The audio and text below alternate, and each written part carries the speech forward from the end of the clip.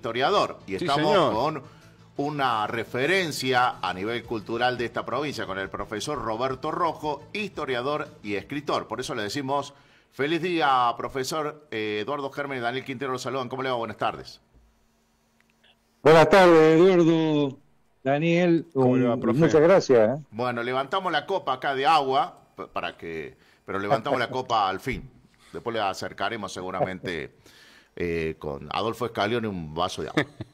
Bueno, profesor, ¿por qué hoy es el Día del Historiador? No, bueno, se hace alusión al decreto firmado por el primer triunvirato, el 1 de julio de 1812, donde se designa a Julián Perdriel, que era un sacerdote, para que escriba los hechos gloriosos de la Revolución de Mayo y no se pierda en el olvido su acontecimiento, ¿no? Después la tarea la toma el Deán Funes, que hace la historia civil de Paraguay, el Río de la Plata, ¿no? Sí. Buenos Aires, y bueno, y ahí queda como el primer historiador el Deán Funes, y en el 2002, creo, por decreto, por una ley, se instaura el Día del Historiador en homenaje a ese decreto. A título personal, ¿por qué usted se volcó a esto? ¿Esto vino de familia o le nació a usted? ¿Cómo llegó? Digamos que hoy es, más allá de que uno lo toma y lo puede cruzar en la calle, usted es una de las referencias a nivel de nuestra provincia, profesor. ¿Cómo serán los otros, no? No, yo lo pongo en valor a todas estas cosas. Pues yo siempre lo marco. Yo creo que La Rioja tiene una visión muy de pueblo todavía y no ponemos el lugar a cada una de las cosas. Tal cual.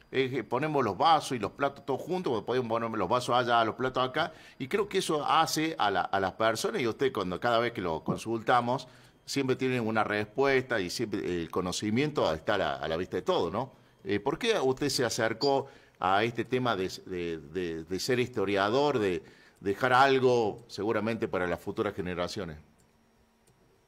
Bueno, no, en el hogar, ¿no? Mi viejo, mi madre eran lectores, y el tema de la historia, ¿no? Siempre lo discutía mi viejo con mi tío y demás.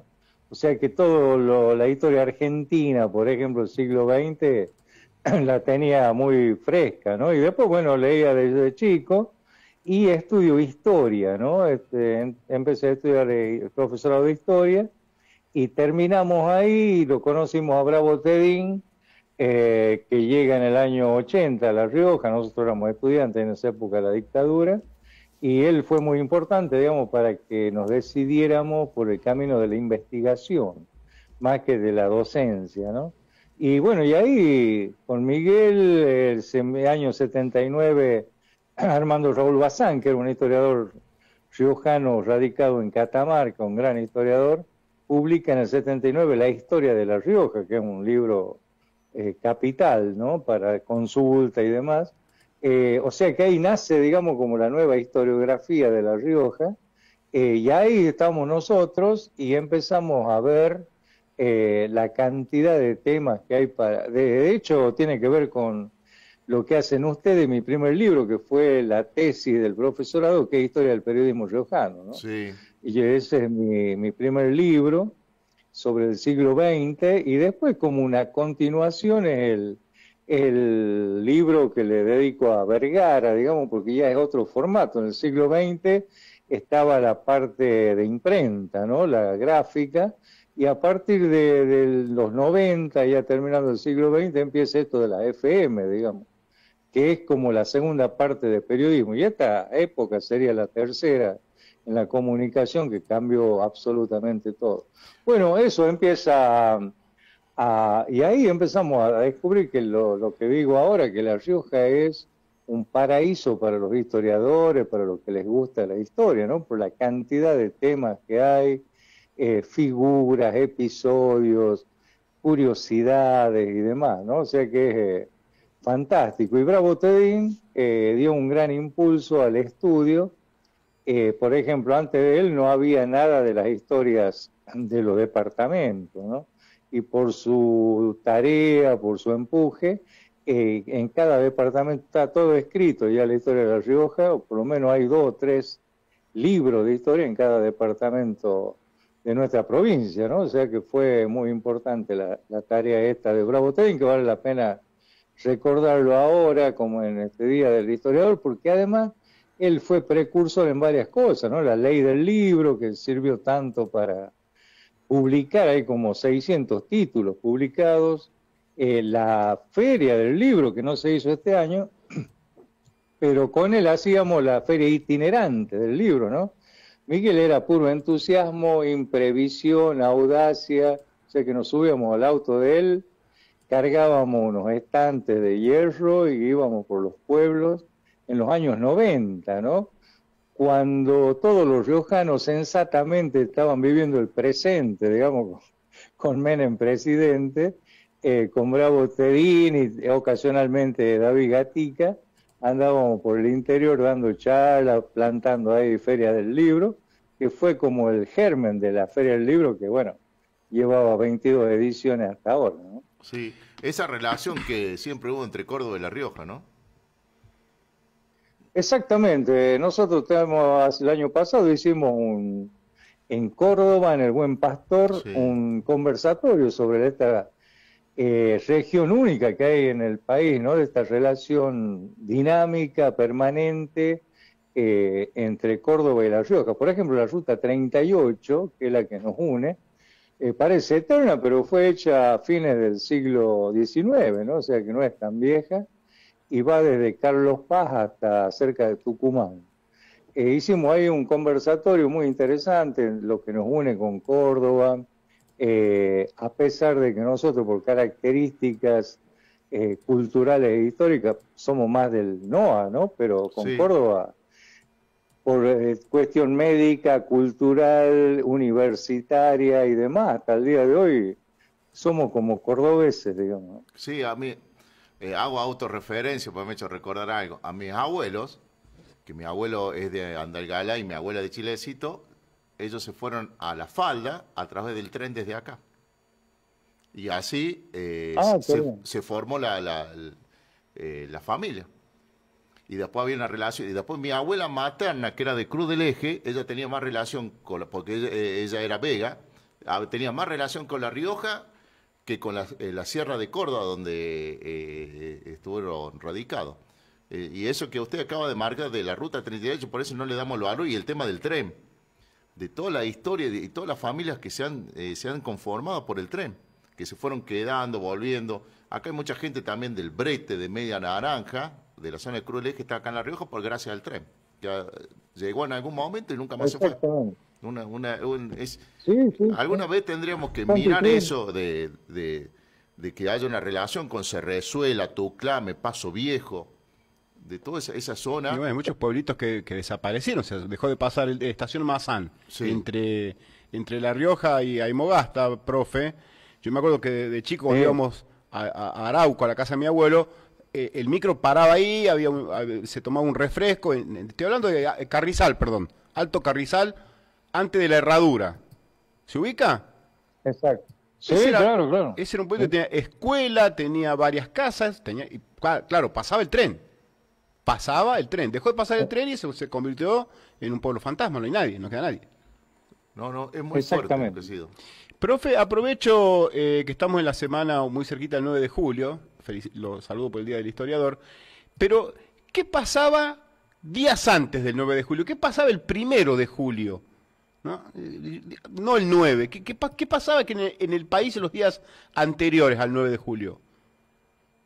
A la declaración de la independencia. Sí, señor. ¿Qué pasaba? Había negociaciones febriles, digamos, para llegar a la independencia, debates por la forma de gobierno, incluso Belgrano es famoso que plantea el tema de la monarquía inca, para un poco quedar bien con el retorno monárquico que había en Europa. Nuestro Castro Barro, digamos, que era un operador político de primera línea, va a hablar con Güemes, por ejemplo, ¿no? Para que den apoyo al Congreso de Tucumán. Es decir, había negociaciones febriles para llegar a declarar la independencia, que bueno, finalmente cayó el día 9, ¿no? Puede haber sido antes o después, pero urgía, digamos, estaba presionado desde el Congreso por San Martín, recordemos, porque él quería, no podía emprender una campaña como la de Chile sin representar a un país libre, ¿no? Independiente, ya sin la ambigüedad que tuvo esos años, desde 1810 al 16, en que no se sabía bien si se apoyaba, si se gobernaba en nombre del rey de España y demás, ¿no? A partir del 9 de julio quedó absolutamente claro que se trataba de un nuevo país, libre, soberano, independiente. Y ya que estamos, ¿y Castro Barros qué tuvo que ver en todo eso? No, tuvo mucho que ver, porque como le digo, él era la gestión más importante que hace, la de ir a Salta a hablar con Güemes, ¿no? Que bueno, hace poco recordamos también a don Martín Miguel de Güemes, clave en el tema de la independencia para que apoyen este proceso revolucionario que, como suele pasar cuando uno es contemporáneo de los hechos, aparecen confusiones, mezquindades y demás, ¿no? Sí. Entonces los salteños que estaban por ahí dudosos hablan con Güemes para que apoye directamente y Castro Barros, por ejemplo, es cuestionado por el problema interno que tiene acá. Él pertenecía a los Dávila, y acá había una cuestión muy fuerte en la interna de los Dávila con los Ocampo, y bueno, cuando está acá se arma una pequeña revolución, lo quieren destituir a Castro Barros como representante, pero toda la asamblea lo mantiene ahí. Profe, ¿cómo lo eligen a Castro Barros? ¿Por qué va Castro Barros? ¿Por qué va un presbítero desde La Rioja y no un político? No, porque él era uno de los principales dirigentes del ala de los Dávila, ¿no? O sea, ¿quién era el gobernador en esa época, profe? Digamos. ¿Quién gobernaba La Rioja en ese momento, si es que ya había un gobernador? ¿O éramos todavía de Córdoba? Sí, vamos Brizuela y Doria, los Brizuela y Doria gobernaban. Ah, la mierda. Mejor dicho, nosotros dependíamos de Córdoba, claro, pero acá hacen un primer intento de autonomía, que finalmente va a ser 5 años después, y los Brizuela y Doria, el mismo apellido y la misma familia que el actual intendente de Chilecito, ya estaban en esa época, ¿no? Así que son una familia de poder, digamos, y ahí, bueno, Castro Barros jugaba con la familia Brizuela y Doria y los Dávila, y por eso lo eligen representante, porque además era el más ilustrado, ¿no? No sobraban dirigentes esclarecidos que puedan representar bien a la provincia, ¿no? Pero esto desde la más pura ignorancia seguramente va a decir, qué bruto. ¿Era riojano Castro Barros? Sí, no solo era riojano, nativo sino riojano. el pueblo nació en Chuquis. Ah, claro. Sí, señor. De Chuquis era. Sí. Sí, riojanísimo. Hay un enigma ahí, ¿no? Porque usted cuando ve los datos biográficos y ve que la madre tenía 66 años cuando lo tuvo, ¿no? El biógrafo principal acá de Castro Barros es el amigo Alilo Ortiz, ex sacerdote, y bueno, yo saqué una nota diciendo 66 años para ser madre, bueno, tiene que haber algo más, ¿no? O es adoptado, demás, ¿no? Pero bueno, figura así, ¿no? En la biografía es uno de los tantos asuntos por dilucidar que tiene nuestra provincia, ¿no? Que realmente es riquísima en historia. Y él nace ahí, humilde, y lo mandan a estudiar a Santiago del Estero, y después a Córdoba, es sacerdote, y tiene una vida novelesca, como diríamos ahora, para Netflix, ¿no? Porque él muere en el exilio, muere en Chile, ¿no? Era un contestatario que se decía lo que pensaba, y bueno, estuvo preso, se va deportado a Uruguay, después pasa a Chile. Una vida realmente impresionante, digna de ser conocida. Conocida. Cada vez que lo escucho, cada día estoy más convencido que podríamos ser la República de La Rioja, todas las historias que tiene esta provincia. Yo por ahí hago la chance de la República de La Rioja, pero tiene demasiada historia que uno va conociendo a través de su relato. Por eso lo queríamos, siempre lo destacamos, profe, porque usted es muy gentil con nosotros, y lo hago público, y es muy generoso. Igual el otro día me dijo cuando el sobre, me dijo. No, porque, el sueldo, me dijo. Porque lo que está pasando, yo le comento, a mí me para, nuestra audiencia no es joven, no. Pero cuando te paran gente y dice, qué bueno haber escuchado, pues le he transmitido eso a mis hijos. Y eso es algo, como medio de comunicación creo que estamos haciendo, sí. Y usted como historiador, por eso lo ponemos en valor. Que tenga una excelente... No, bueno, sí. Lo que hacen ustedes es muy bueno porque hay que revalorizar lo que tenemos. Por ejemplo, para dar muestra de la rica historia que tenemos, nosotros tenemos en curso 2 beatos, ¿no? Para 2 beatificaciones. Sí. Zorro Campo, que es de la familia de los Brizuela y Doria, y Angelelli, por ejemplo. Y tenemos 2 aviadores a un nivel superlativo, como es Bartolomé de la Colina, que era de los Sauces, y que crea nada más y nada menos que la Fuerza Aérea Argentina, y bueno, y el otro reconocido que es Armando Almonacid. O sea que estamos nombrando gente que no tiene nada que ver ni con lo intelectual, que puede ser Joaquín B. González, Rosario Vera Peñalosa, ni con lo caudillo. Esa es una muestra absoluta de la variedad de hombres y mujeres que tiene la Rioja. Sí, bueno, pero el gobierno elige, profe, el gobierno lamentablemente elige homenajear a Angelelli, un tipo que y se identifica solamente con ellos, un cordobés, ¿no? Con todo el respeto, pero eligen a Angelelli en vez de alguna de estas otras figuras, ¿no? Una cuestión ideológica más que histórica. Sí. Hay mucho por reivindicar, incluso creo que ya lo mencioné, Rosario Vera Peñalosa. No lo quiero comprometer a usted, pero Angelelli, digamos, más allá que yo puedo tener una diferencia de visión, digamos, ha sido más riojano que cordobés en muchas de las cosas que marcó, ¿no? Puede ser, sí. Bueno, yo tengo el libro más vendido mío es sobre Angelelli. Claro, tiene como 8 ediciones. Yo compré ese libro. Sí, lo recuerdo. Bueno, profe, pedazo de libro, ¿eh? Muchísimas gracias, profe, por como siempre muy atento con nosotros y bueno, lo vamos a seguir molestando porque sigamos hablando más de...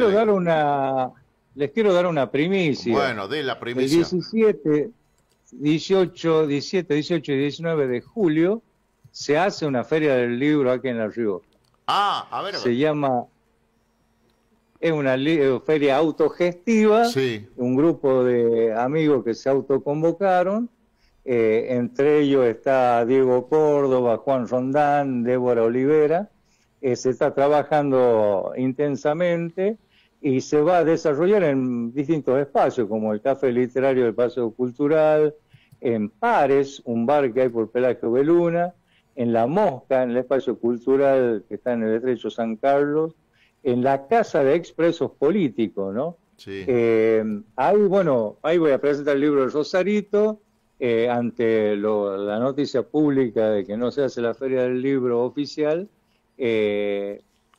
se hace esta feria autogestiva, que muchos quisieron ponerle autofestiva, ¿no? Porque, bueno, la verdad que es una fiesta de los libros, y yo creo que va a seguir, ojalá salga bien y crezca, porque, como dice el Martín Fierro, más Dios ha de permitir que esto llegue a mejorar, pero se ha de recordar, para hacer bien el trabajo, que el fuego para calentar debe ir siempre desde abajo. Y desde abajo, en la historia, es desde atrás, ¿no? Y con toda la tradición que tenemos libresca, intelectual y demás, creo que los libros van a seguir prevaleciendo en Feria del Libro grande, chico, como sea, ¿no? Así que bueno, esta era una primicia para ustedes. Bueno, muchas gracias. No hay como leer los libros de papel, no somos así. Puede salir toda la tecnología, todo, puede salir el iPad y todo lo que cosas, pero no es lo mismo. Pero bueno, son visiones más allá de la tecnología. Muchísimas gracias, profe, que termine muy bien este día. Muchas gracias a ustedes. Que chao, profe. Feliz día. El profesor Roberto Rojo, historiador, en el Día del Historiador.